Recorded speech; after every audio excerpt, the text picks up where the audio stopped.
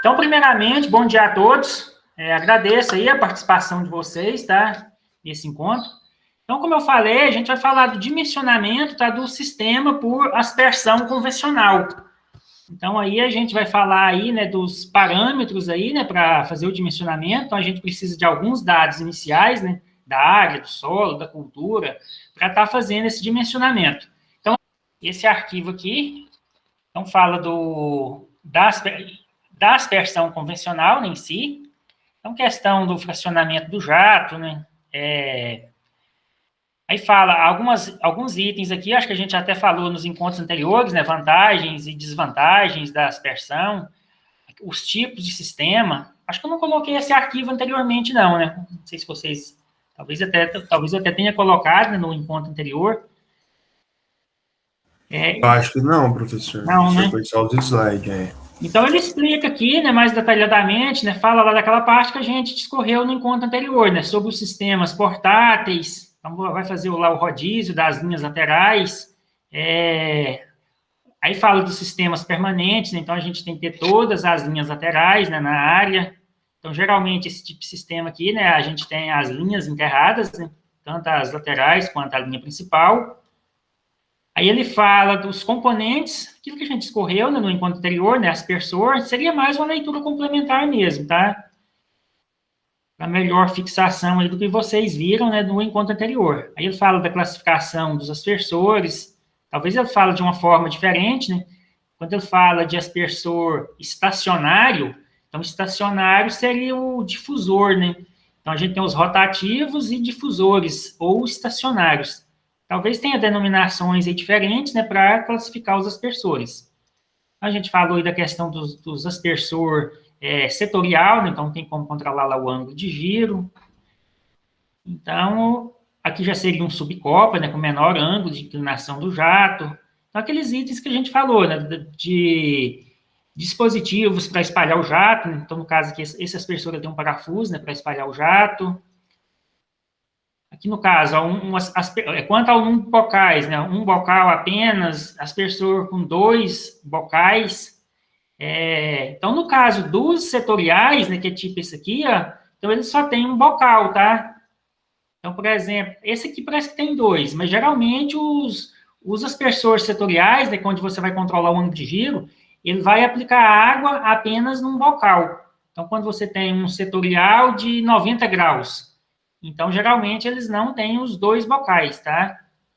Então, apenas os aspersor que tem giro completo e tem 2 bocais. Então, existem denominações diferentes, talvez vocês vão encontrar o termo palheta, defletor. Então, cada autor, né, de livro, de material, né, ou mesmo fabricante, né, de sistemas, de equipamentos, então, eles vão usar termos diferentes, tá, para os equipamentos. Talvez alguns vão falar defletor, outros vão falar palheta, para espalhar o jato, né? Seleção do aspersor, isso aqui a gente vai falar hoje, tá? Como que a gente faz a escolha do aspersor, mas ela é feita com base na VIB, na velocidade de infiltração básica. Então, se o solo tiver uma baixa velocidade de infiltração, talvez um solo argiloso, um solo que talvez está um pouco compactado, então um aspersor de grande vazão, a gente pode ter problema, né, de empoçamento de água na área. Então, a gente tem que atender esse parâmetro aqui da VIB do solo, tá?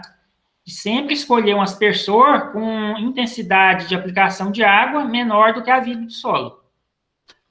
Então, a gente vai falar de critérios de dimensionamento, tanto da linha lateral quanto da linha principal, equações de perda de carga, dimensionamento agronômico, então a parte do solo, da escolha do aspersor também, tá? Turno de rega, né, de quantos em quantos dias, né, que a gente faria a irrigação, e a seleção do aspersor. Então, são os itens aí, né, que a gente vai ver nesse encontro de hoje.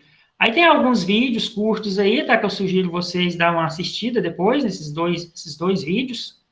Cada vídeo, acho que 10 minutos, se não me engano. Aí eu coloquei alguns catálogos de aspersor, porque na tarefa vocês vão precisar consultar catálogos, tá? Eu coloquei um catálogo da Agropolo e um catálogo da Fabrimar. Mas isso não impede que vocês possam consultar outros catálogos. Talvez vocês possam consultar um catálogo da Asperjato, da Rainbird.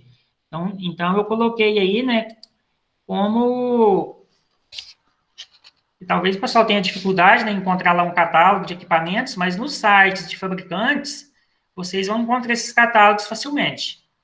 Então, aqui, por exemplo, aspersor de 2 bocais. Aí tem as tabelas aí, né, onde vocês vão ver os valores, né, de vazão do aspersor, de pressão, né, de funcionamento. Então, no caso, a pressão ela está em MCA. Acho que a imagem está um pouco ruim, né? Aí tem aspersores, ó, de um bocal apenas, tipo esse amarelo tampão. Ele é de um bocal apenas. O bocal dele mede 2,5 milímetros de diâmetro, tá? Então, seria o diâmetro nominal aí, né, do bocal. Aí, por exemplo, o verde tampão é um bocal, esse outro aqui também é um bocal. Aqui embaixo tem um de 2 bocais, esse amarelo cinza. Então, os 2 bocais medem 2,5 por 2,5 milímetros, né? 2 bocais do mesmo tamanho. Então, teria praticamente o mesmo tamanho de gota, né? Aí já esse outro, 2,80 por 2,50. Então, o bocal de 2,80 vai ter um alcance mais longe. Então, na escolha do aspersor, vocês vão estar atentos à taxa de aplicação de água, né, em milímetro por hora. Então, cada aspersor desse, vocês podem instalar ele em espaçamento diferente. Múltiplo de 6 está devido ao tamanho padrão, né, das tubulações, né, o tamanho de fábrica, que é 6 metros. Então, vocês podem instalar no espaçamento 6 por 6, 6 por 12, 12 por 12, 12 por 18, e aí vai depender da vazão do aspersor. Porque talvez o aspersor, numa determinada pressão, ele não vai ter alcance, né? E aí não tem como usar ele num espaçamento muito grande, porque não vai ter a sobreposição, né, das áreas molhadas. Então, isso aí é importante aí, né, a questão do espaçamento. Claro que quanto menor o espaçamento, melhor vai ser a uniformidade. Só que a gente teria o quê? Um custo mais alto com a aquisição de materiais, né? Com tubos, com quantidade de aspersor numa determinada área. Então, por exemplo, aí tem vários tamanhos aí de aspersor, né? Então, esses primeiros aí é vazão mais pequena. Então, por exemplo, de 0,289 metro cúbico, né? 289 litros, né, por hora. Então, aí é um aspersor de vazão pequena. Então, aí a gente vai ter aspersores ó, de vazão 0,860, né, seria 860 litros por hora. Então, aí eles vão aplicar mais água. Então, a gente vai ter um total de milímetros por hora, né, maior, tá? Mas aí a gente vai discorrer daqui a pouco, tá, sobre a escolha aí do aspersor, ver como que obtém também esses valores aí, né, em milímetros por hora. E, basicamente, é a gente dividir a vazão pela área ocupada por aspersor. Então, por exemplo, se a gente divide 289, então, por exemplo, se a gente pega aí esse primeiro aspersor na pressão de 20 MCA, então, se a gente pegar ali o 200, aqui seria 289 litros por hora. Aí, quando eu divido litro por metro quadrado, eu vou ter o quê? Litro por metro quadrado equivale a milímetro. Então, se aqui é por hora, então eu vou ter milímetro por hora. Então, se eu pegar lá o 289, né? Então, tem 289 litros por hora. Se eu dividir para 36 metros quadrados, o espaçamento 6 por 6, então eu vou ter quantos milímetros por hora que esse aspersor aplica. Então, tá lá, 8,02. Aqui poderia arredondar, né? É aproximadamente 8, né? Que o autor do catálogo colocou aqui. Então, se a gente divide pela área, a gente vai determinar aí, né, a intensidade de aplicação do aspersor. Então, por exemplo, 6 por 12, né? 6 vezes 12 seria 72 metros quadrados, né? Então, se eu pegar essa mesma vazão e dividir por 72, eu estaria aplicando 4 milímetros, aproximadamente, né, por hora. Então, teria 4 litros por metro quadrado por hora, né, vamos dizer assim, ou 4 milímetros por hora. Então, essas 4 colunas aqui, né, só a gente dividir a vazão pela área ocupada aí, né, por cada aspersor, tá? Então, voltando aqui, aí vai ter o outro catálogo aqui, né, o catálogo da Fabrimar, aí outros modelos de aspersor, aí tem até mesmo os setoriais, tá? E tem também os de 2 bocais. Então, por exemplo, essa primeira coluna aqui, ó, só tem um bocal. Então, são aspersores setoriais com um bocal apenas. Então, tem diferentes tamanhos aí de aspersor. Ó, vazão de 0,32, né, que seria 320 litros por hora. há aspersores aí, né, de até 1,16, né, metro cúbico por hora. Então, aqui seria 1.160 litros por hora, né? Aí tem desse outro lado aqui, ó, com 2 bocais, porque talvez, dependendo do tamanho da área, vocês têm que escolher um aspersor maior. Então, vocês vão ter aspersores aí, ó, com vazões maiores. Acho que mais adiante aqui tem aspersores com vazões maiores, ó.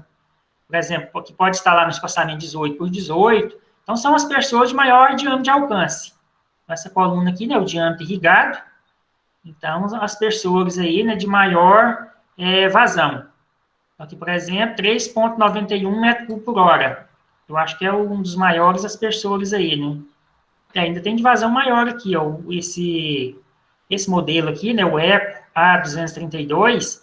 Então, tem aspersores aí de até 7,79, né, metro cúbico por hora. Então, aqui já seria um grande espaçamento. Talvez para uma área muito grande, é mais compensável usar esse aspersor. Só que eu tenho que ver também qual cultura que eu vou irrigar. Talvez se é uma cultura que não tem problema, né, de respingo de solo nas folhas e tudo mais. Então, talvez a gente teria um ganho aí, né, com tubulações. Usando aí um aspersor, talvez numa irrigação de pastagem, a gente poderia escolher um aspersor desse, tá? Talvez uma área grande, né, utilizando aspersão. Então, a gente teria ganho com tubulações. Então, voltando aqui, pessoal, nos materiais.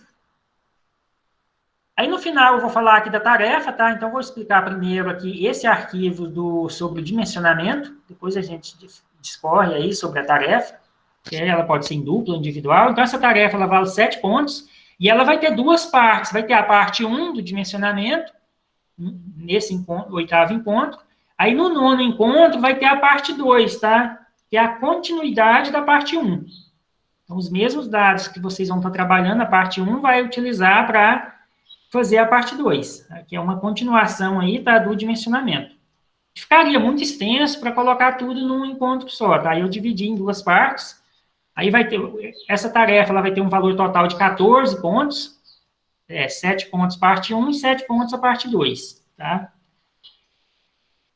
Então, esse arquivo aqui, eu estou com o slide dele, o dimensionamento aqui da aspersão convencional. Então, vamos ver aqui agora, né, o arquivo. Então, quando a gente vai dimensionar um sistema, então, por exemplo, se um agricultor, né, está querendo projetar, fechar e abrir de novo, travou. Deixa eu fechar aqui e abrir esse arquivo novamente. Tem um problema no PowerPoint.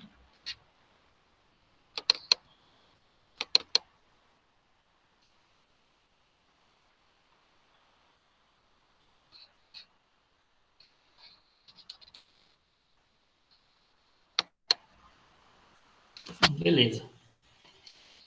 Então, pessoal, é o seguinte, no dimensionamento, então a gente precisa de alguns dados, né, que a gente tem que ir na área e levantar dados. Então, não tem como a gente fazer um projeto, né, de forma fictícia. A gente vai fazer, eu vou fazer aqui uma apresentação, tá, de um modelo, né, que aí vocês podem seguir, né, para fazer lá a tarefa. Mas, na prática, a gente tem que fazer o quê? A gente tem que fazer a medição de vazão, né, no período mais seco, para aquele irrigante lá, aquele agricultor, né, obter a outorga dele. Talvez ele tenha que fazer análise química da água, ver a questão de salinidade, né, dependendo da cultura que ele for irrigar. Talvez pode ser uma cultura pouco tolerante à salinidade da água, né. Questão de presença de micro-organismos, talvez em regiões, né, onde o pessoal tem problema com esgoto, aí pode ter problema de contaminação de águas, principalmente se for utilizado em hortaliças consumidas in natura, né? Tipo alface, couve. Então, você vai ter, talvez, a aplicação de uma água contaminada, né, nas folhas, né? Então, no caso ali, o produto vai ser comercializado, né, e utilizado na alimentação humana. Então, são alguns cuidados aí, né, que são necessários, né, então, quanto à qualidade da água. Então, evitar, né, a contaminação aí, né, de produtos alimentícios. Talvez questão de metal pesado também, né, talvez regiões aí próximas, lixões, né, pode ter esse tipo de problema. Questão de sólido suspenso, isso aqui seria mais a questão de filtragem da água, tá? Então, por exemplo, talvez o irrigante, ele pode utilizar um microaspersor, Talvez um aspersor mais pequeno que pode ter problema de entupimento. Talvez presença de materiais, né, em suspensão na água. Talvez requer a necessidade de filtro, tá? Aí para determinados sistemas. Se for um sistema de menor vazão, na aspersão nem tanto, né? A gente não tem tanto problema, falar assim, tem problema de entupimento, né, na aspersão, devido ao tamanho, né, de diâmetro de bocal. E a gente vai ter lá bocais, né, de 5 milímetros, 4 milímetros, aí quase que não tem problema de entupimento. Mas é importante, né, monitorar aí a qualidade da água, né, seja no aspecto biológico, microbiológico, químico ou físico, né? Então, a gente pode ter 3 causas aí, né, de não só entupimento, como também a contaminação aí da água, né, ou prejuízos aí na produtividade, né, devido à presença de sais. Então, recomenda-se que a fonte de água ela seja o mais próximo da área a ser irrigada. Então, se o agricultor ele tem lá uma área extensa e vai definir por fazer um cultivo irrigado, então ele tem que escolher uma área mais próxima da fonte de água. Para ele evitar diminuir custos com tubulações, talvez ele vai ter que conduzir água a uma grande distância, diminuir custo com bombeamento, talvez quanto maior a distância, maior vai ser o custo com bombeamento. Então, a gente vai ter uma perda de pressão maior nas tubulações. Então, isso aqui é importante, tá? A localização aí, né, da área irrigada próxima à fonte de água. Fonte de energia, então, se ele tem energia elétrica na área ou não, ou se ele irá utilizar um motor a diesel. Então, a energia elétrica ela é mais vantajosa, tá? Então, se a gente comparar, né, com o bombeamento, né, utilizando motor a diesel, então, no caso do motor a diesel, é só mesmo um local que não tenha como, né, levar energia elétrica.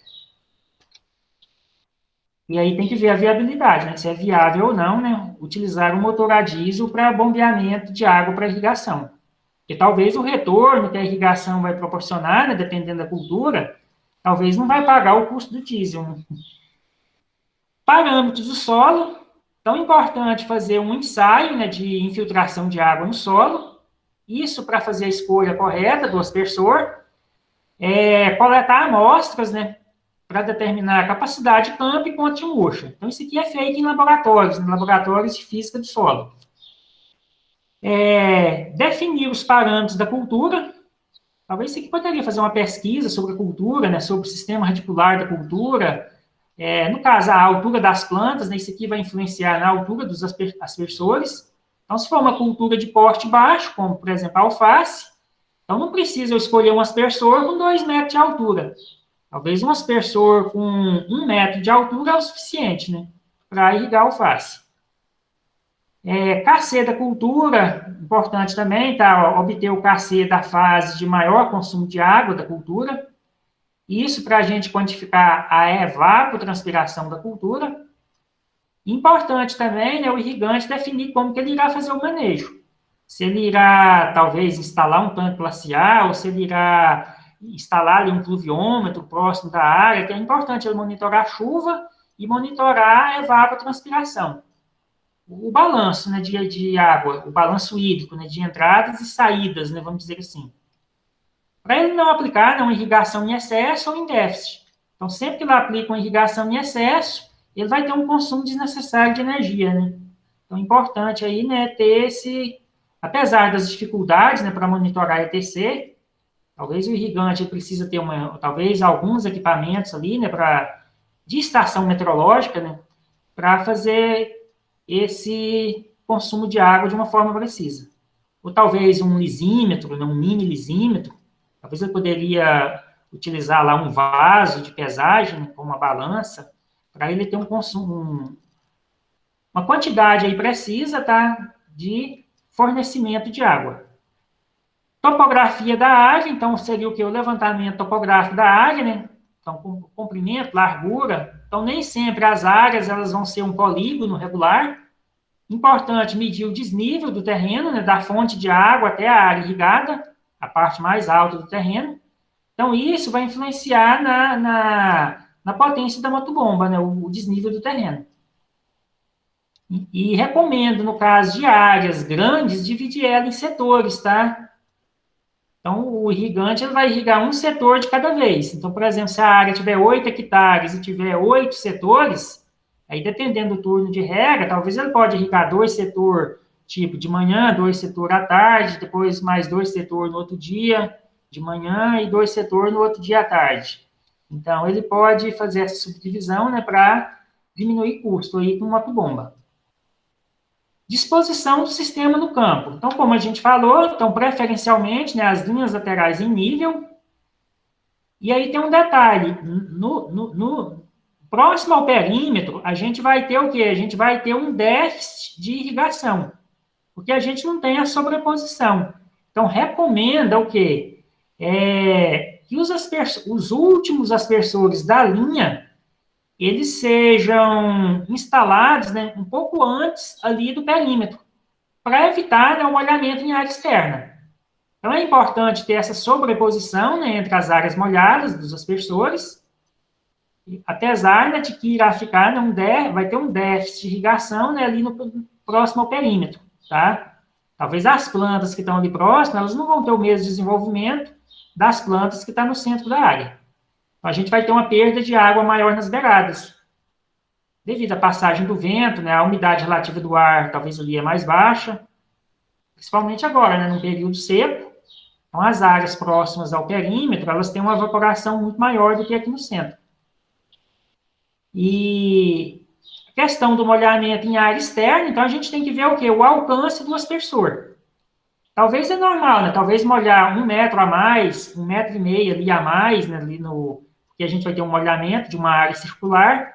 Então, para não ficar parte da área sem irrigação, né? Então, é normal ali, né? Talvez ultrapassar um pouco esse perímetro, tá?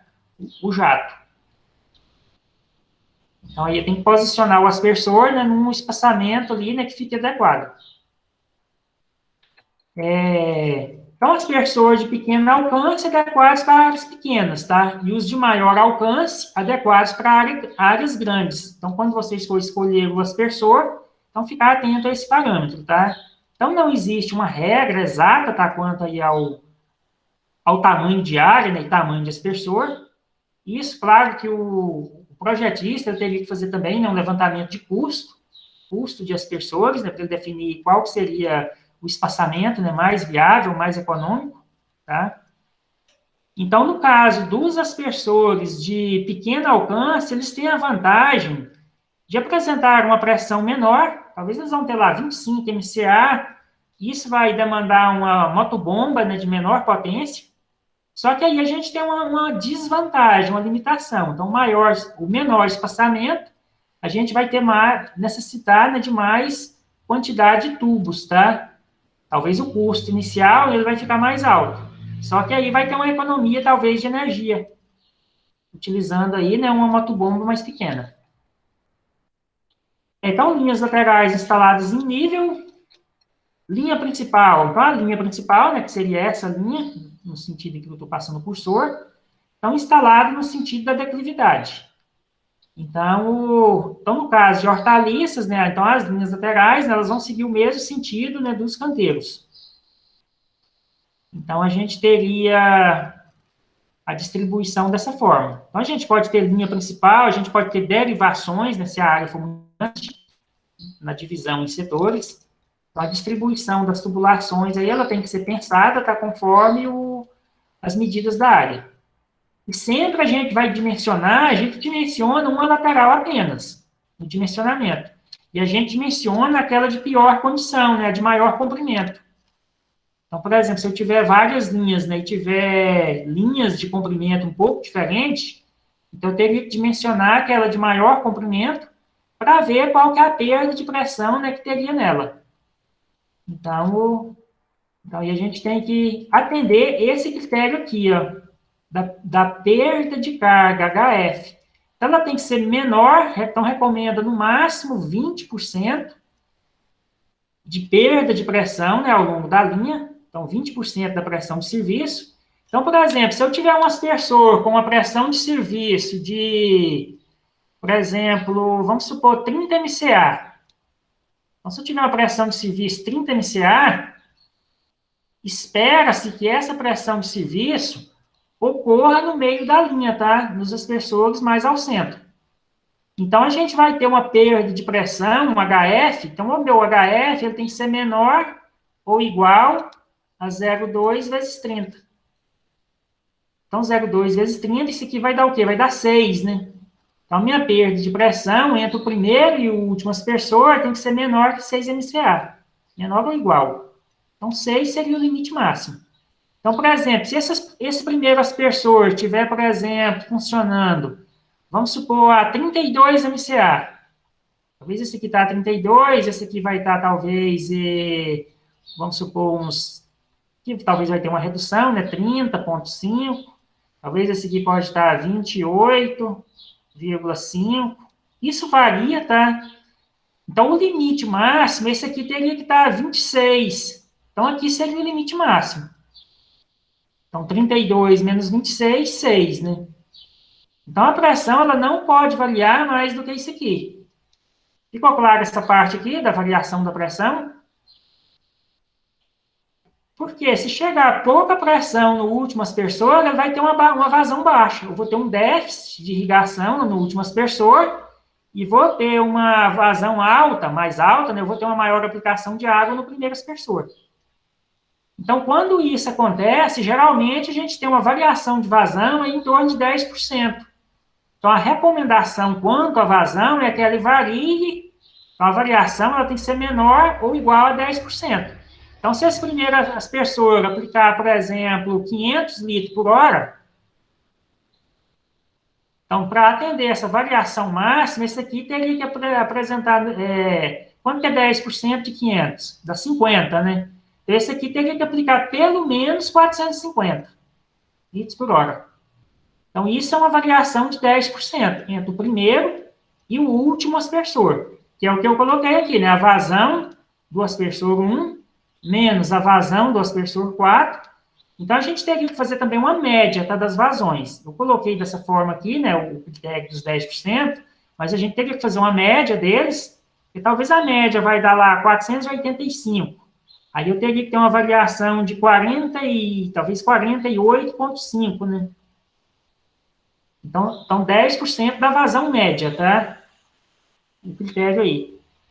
Então, como que funciona a perda de carga numa linha lateral? Então, se a gente tem o comprimento total da linha, então a gente tem 3/4, então esse 3/4 equivale o quê? A 75%. Como nesse trecho inicial passa uma vazão maior, então a gente vai ter uma perda de carga maior nessa primeira metade do comprimento. Então, a gente vai ter 75% da perda de pressão, né, nessa parte, e 25% na parte final.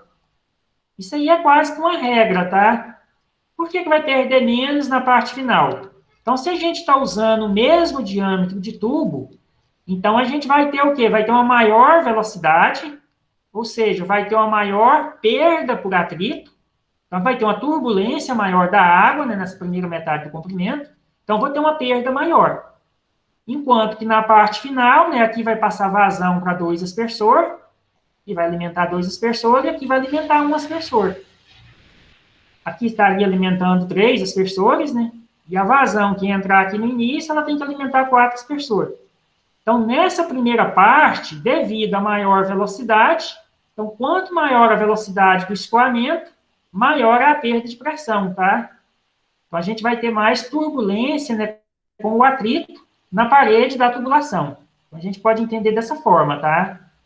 Então, se a gente tem um escoamento pressurizado, né, sob pressão, né, então, quanto mais a gente aumentar a velocidade, maior vai ser a perda de carga. Ou seja, maior a perda de pressão. Ficou clara essa parte aqui por que a perda de carga é maior na primeira metade do comprimento? Ficou tranquilo, professor. Porque aqui vai estar passando maior vazão, tá? Então, espera-se que a pressão de serviço de catálogo, talvez o fabricante vai informar lá, né, que o aspersor ele tem que funcionar lá numa daquelas pressões de serviço. Então, essa pressão de serviço, espera que ela ocorra nesse aspersor aqui, é o aspersor na posição mediana, tá, da linha. Talvez se o fabricante informar lá, né, que a pressão de serviço é 30 MCA. O aspersor tem que funcionar nessa pressão. É a mesma coisa que 3 kgf, né? 3 kgf por centímetro quadrado. Então, essa pressão, então, espera-se que ela ocorra nesse aspersor. No campo, todas as pessoas vão ter a mesma pressão? Não. Então, se a gente pegar um manômetro, ir lá no bocal do aspersor, conectar o manômetro no bocal e medir a pressão, talvez essa pressão da 29,8, ela pode dar 30,2, tá? Então, geralmente, ela não vai dar exatamente o valor de catálogo. E aí, o que vai acontecer com os outros aspersores? Esses aspersores finais vai diminuir, vai ter perda de carga aqui, né, nesse trecho, vai ter perda de carga nesse outro trecho.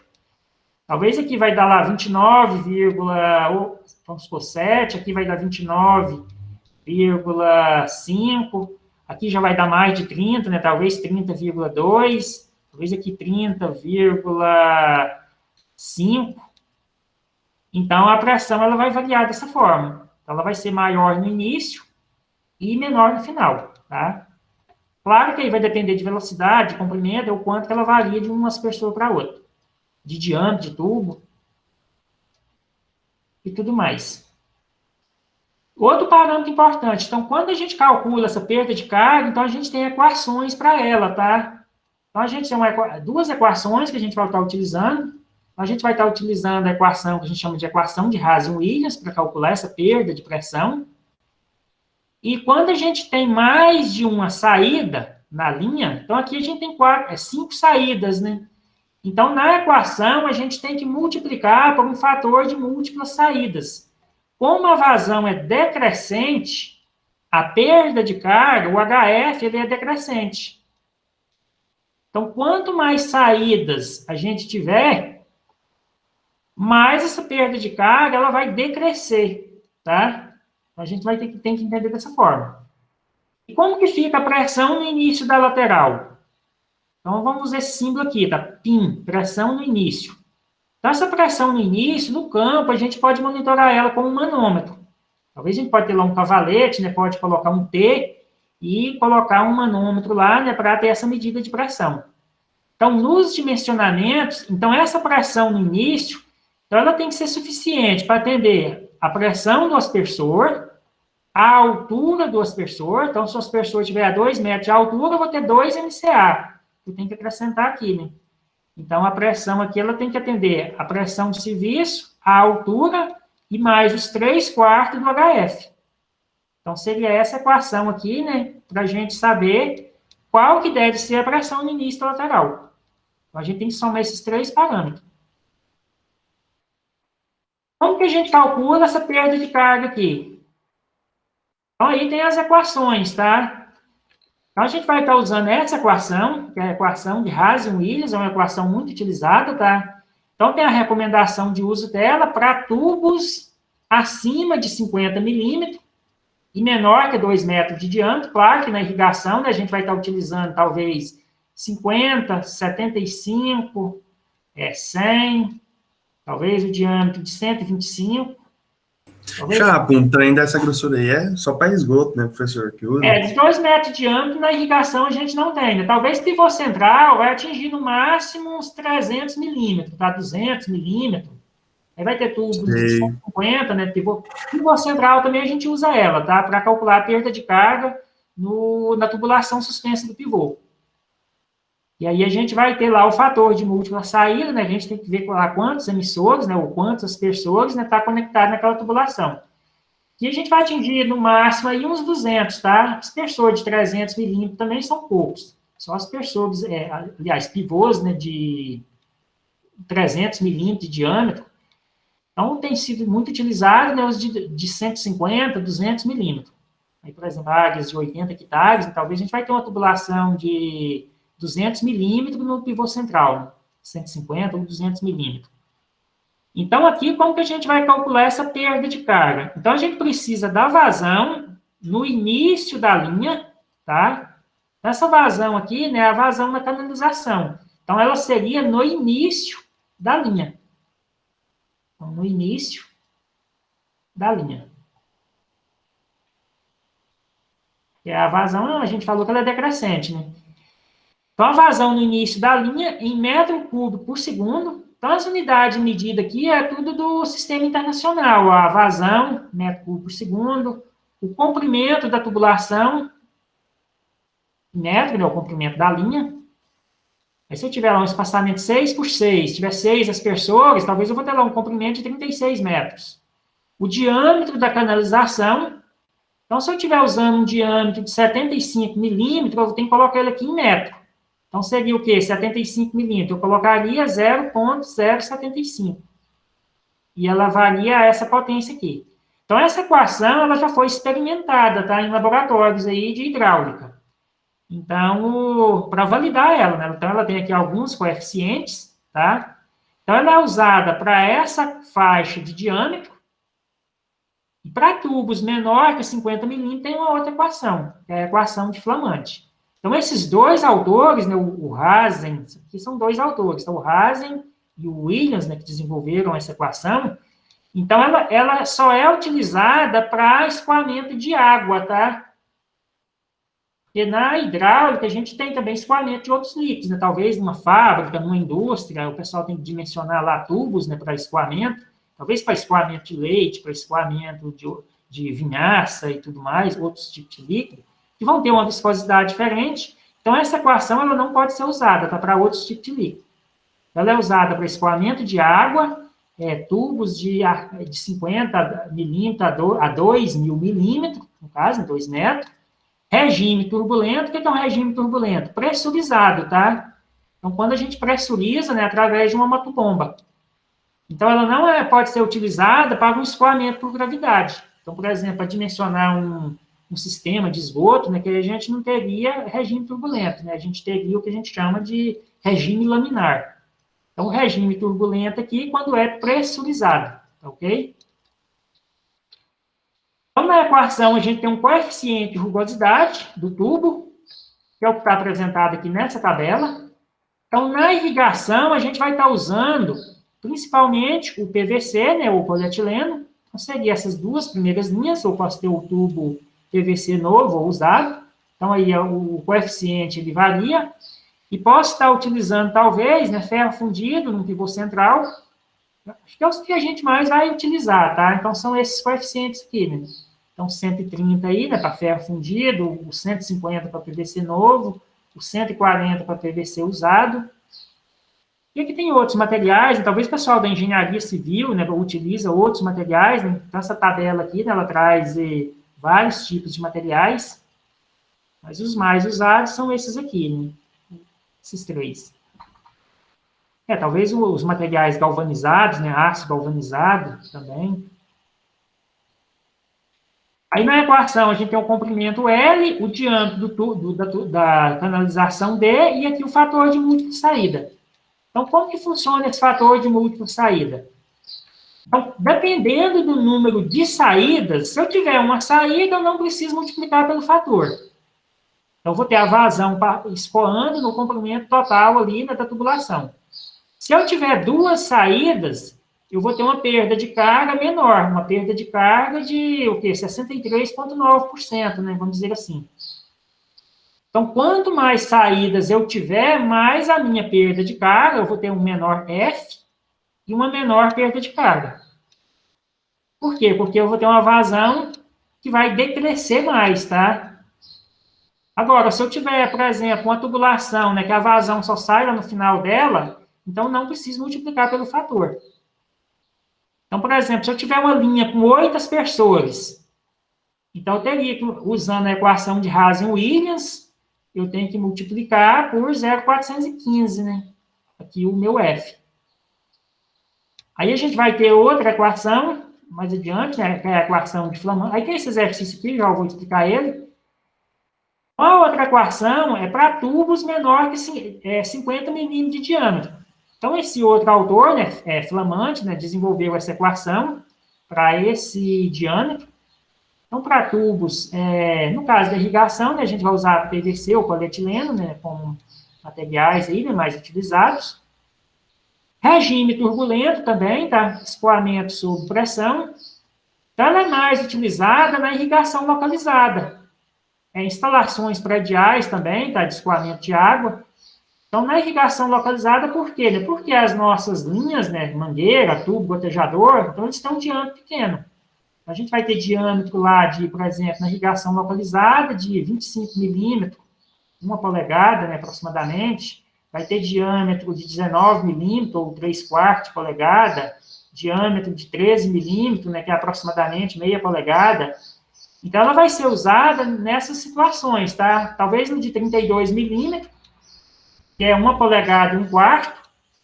Então, seriam os diâmetros que a gente mais vai utilizar a equação de flamante. Talvez no dimensionamento da aspersão, praticamente vocês não vão utilizar ela. Talvez vocês vão utilizar tubos de 50 milímetros ou superior, né, e vocês usam a de Hazen-Williams, tá? Então, ela tem um coeficiente de rugosidade, da mesma forma, só que está representado pela letra B. Então, para o PVC, né, ou polietileno, no caso de uso de mangueira ou tubo gotejador, então vocês vão usar esse valor aqui, né, o 0,00135, aqui na rugosidade. Então, ela tem a vazão da mesma forma, em metro cúbico por segundo, o diâmetro em metro, o comprimento em metro, e o fator de múltipla saída. Só que o fator de múltipla saída aqui, vocês vão olhar o qual aqui na tabela? Vocês vão olhar nessa coluna.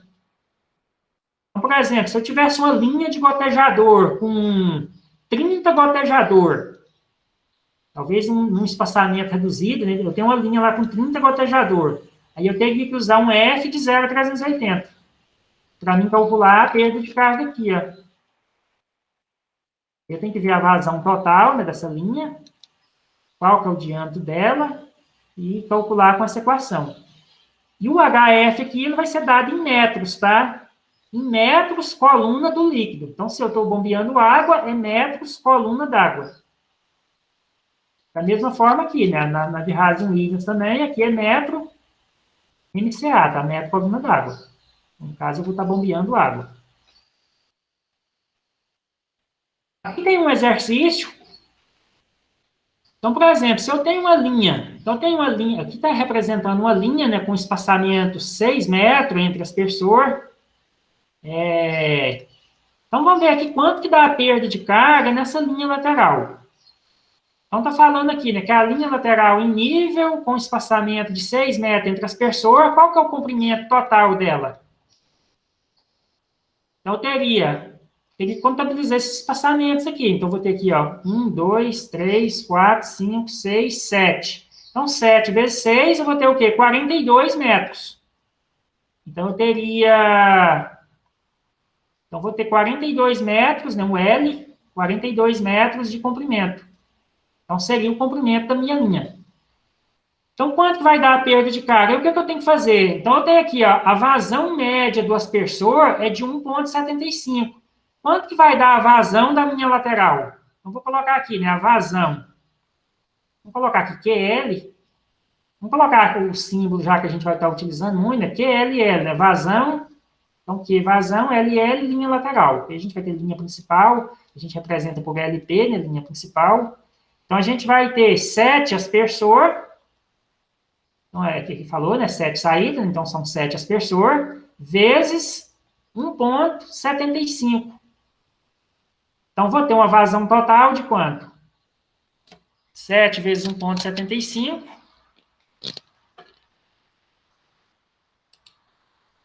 Ver quanto vai dar aí.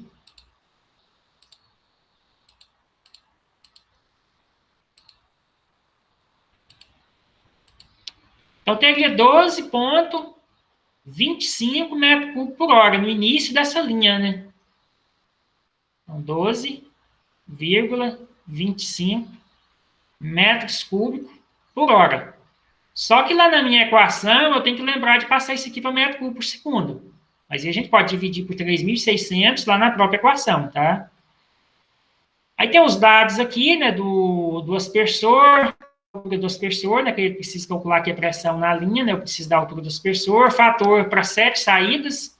Então, esse fator aqui é obtido lá na tabela, ó, 0,425. Seria o quê? Seria esse valor aqui, ó. Então, 7 aspersor, eu tenho um fator 0,425. Então, como que vai ficar a minha equação de Hazen-Williams? Então, HF, então, repetindo aqui essa equação, então, ela ficaria assim, ó, HF igual, então, tem uma constante na equação, né, 10,643, vezes, aí eu vou ter entre parênteses a vazão, então, tem que colocar em metro cúbico por segundo, como que eu coloco isso aqui em metro cúbico por segundo? Então, vou colocar, né, 12 0,25 dividido por 3.600. Eu posso fazer dessa forma aqui. Dividido pela rugosidade. Então, tem um tubo de PVC, rugosidade 150, então vou dividir por 150. Fecha parênteses. Aí eu vou ter um expoente aqui na equação, 1,852. Aí eu vou multiplicar pelo comprimento, né? O L é o comprimento. Então, multiplico pelo comprimento. Quanto é meu comprimento? 42 metros. Dividido. Agora eu vou ter o quê? Vou ter o diâmetro elevado a 4,87. Então, o meu diâmetro, falou que tubo de 50 milímetros de diâmetro, então tem que colocar esse diâmetro em metro. Isso aqui dá o quê? Dá 0,050, né? Ou 0,05, dividido por 1.000, né? Então, dividido por 0,05 elevado a 4,87, né? Esse coeficiente, eleva aqui, né? A 4,87, vezes o fator de múltipla saída, o F. Então, tem 7 saída, 0,425. Então, 0,425. Aí, na calculadora, faz o cálculo, né? Aí pode fazer o cálculo de forma direta. Então, vamos ver aqui, né, quanto que vai dar o nosso HF. Então, 10,643 vezes, aí vai abrir parênteses, né, vai seguir ali a equação, né, 12,25.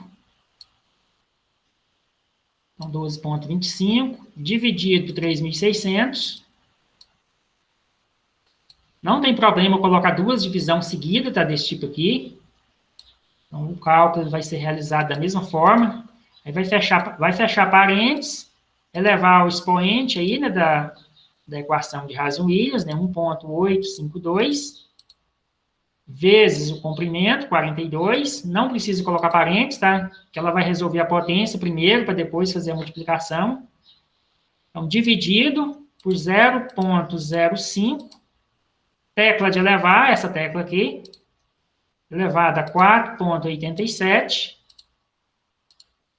vezes 0,425, o fator de múltipla saída, né? Igual, então deu uma perda de carga de 1,03 MCA, tá? Então é uma perda de carga pequena. Então HF igual a 1,03. Nossa, essas contas tem que tomar cuidado para não pôr errado no calculador, né, professor? Tem que tomar cuidado aí com a digitação, né? Mas a gente tem que ficar atento também, né, em saber aproximadamente, né, quanto que aquela perda de carga tem que dar.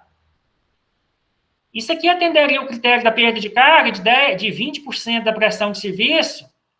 Então, 20% de 25 daria 5, não daria? Sim. Então, se eu fazer lá aquele HF máximo lá, né, que tem que ser menor ou igual a 20%, então 20% de 25 dá 5. Então, essa linha aqui, ela atende aquele critério. Então, é uma linha de comprimento pequeno, né, vamos dizer assim, né, 42 metros, é um comprimento, vamos dizer, pequeno, aí, né, para uma linha de aspersão. E aqui também a gente tem um diâmetro razoável, né, 50 milímetros para 7 aspersor. Se a gente tivesse, por exemplo, uma linha com um aspersor de alta vazão, talvez não atenderia, tá? Se eu colocar 7 aspersores de alta vazão numa linha de 50. Porque aí eu teria uma velocidade muito grande na linha. E aí essa perda de carga aqui ultrapassaria os 5 MCA, tá? Qual que deve ser a pressão no início da minha linha? Se eu colocasse um manômetro aqui, quanto teria que medir a pressão? Então, tem que atender a pressão de serviço, tem que atender os 3/4 de perda de carga, então espera que essa pressão de serviço ocorra lá no meio da linha, e tem que atender a altura do aspersor. Então, a minha pressão no início, vou colocar aqui na frente, então seria o quê?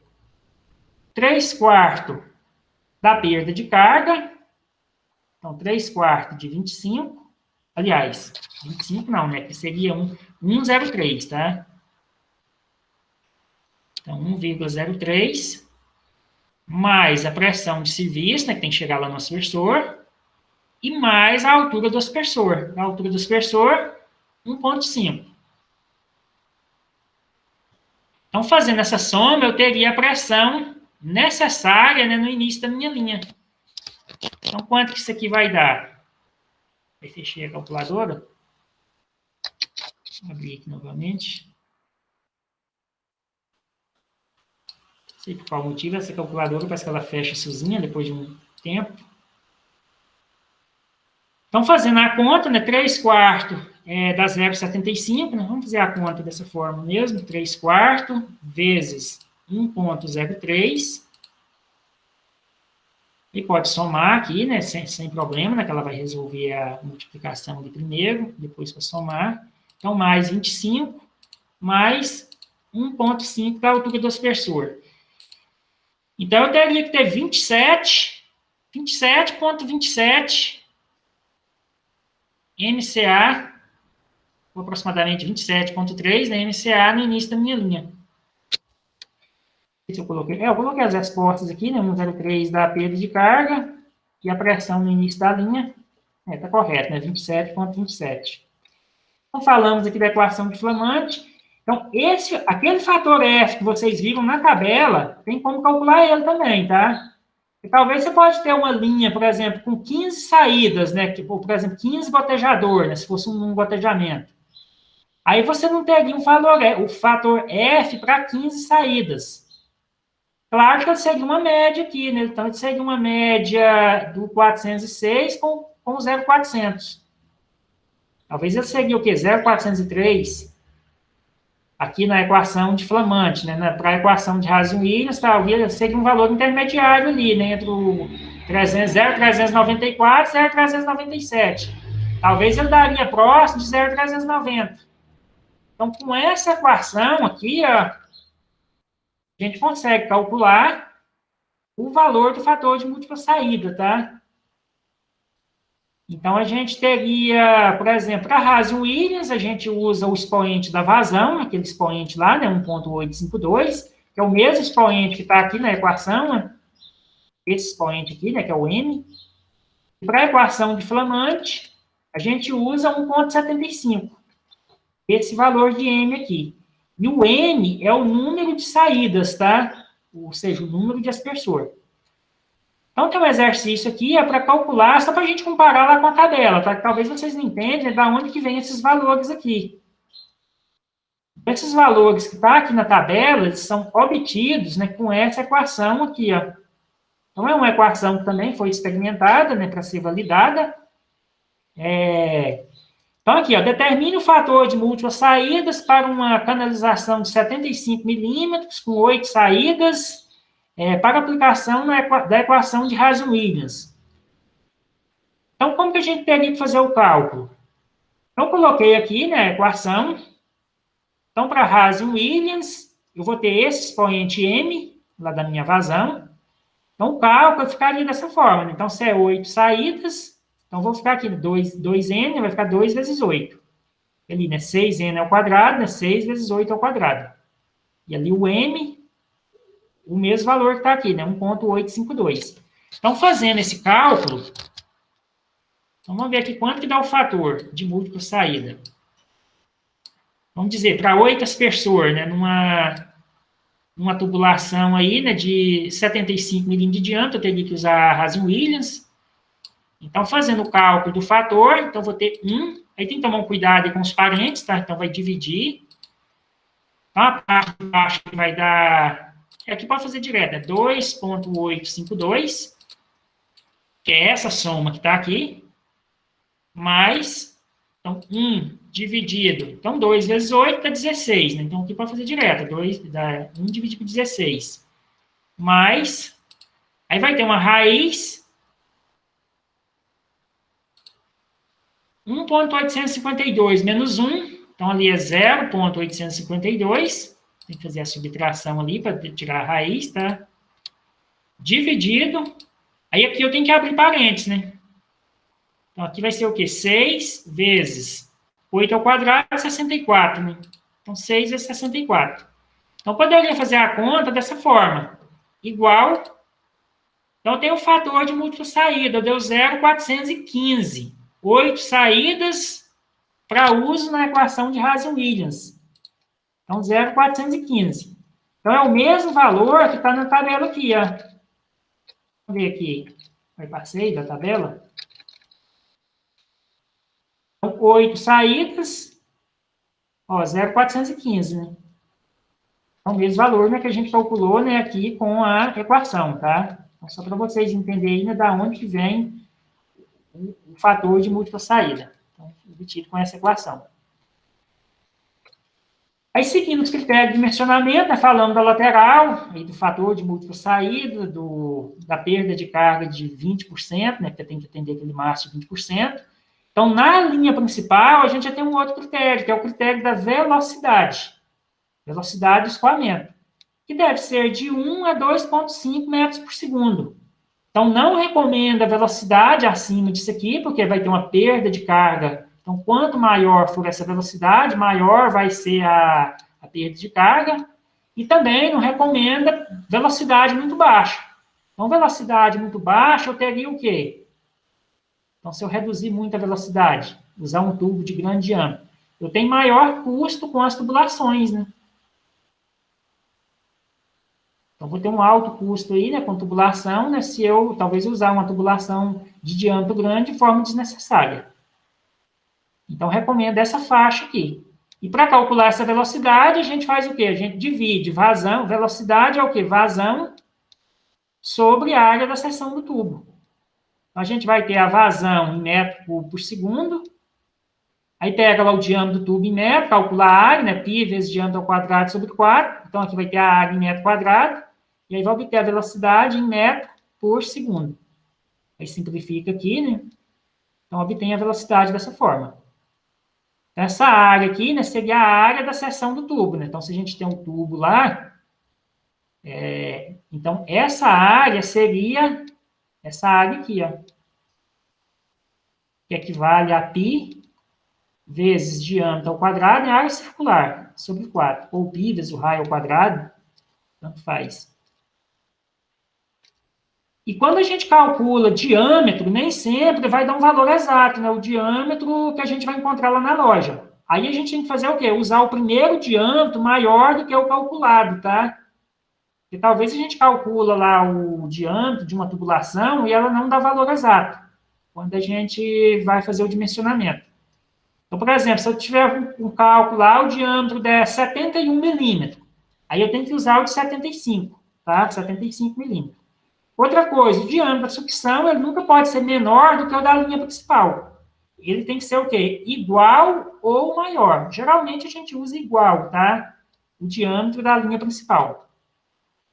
Aí, a gente vai ter uma grande quantidade de peças no sistema, né? Que vai ocasionar perda de pressão também, devido a acessórios. Então, toda vez que a gente tiver redução, alteração no trajeto, né? Curva, registro, então a gente vai ter talvez uma turbulência, né, quando a água passa por um registro, ou até mesmo quando a água passa por um filtro, ou passa pelo, vamos dizer lá, talvez a gente vai ter um T de derivação, né, vai ter uma redução, a própria válvula de pé, então a gente vai ter perdas de carga que a gente teria que acrescentar. Então, devido à grande quantidade de peças, então na irrigação,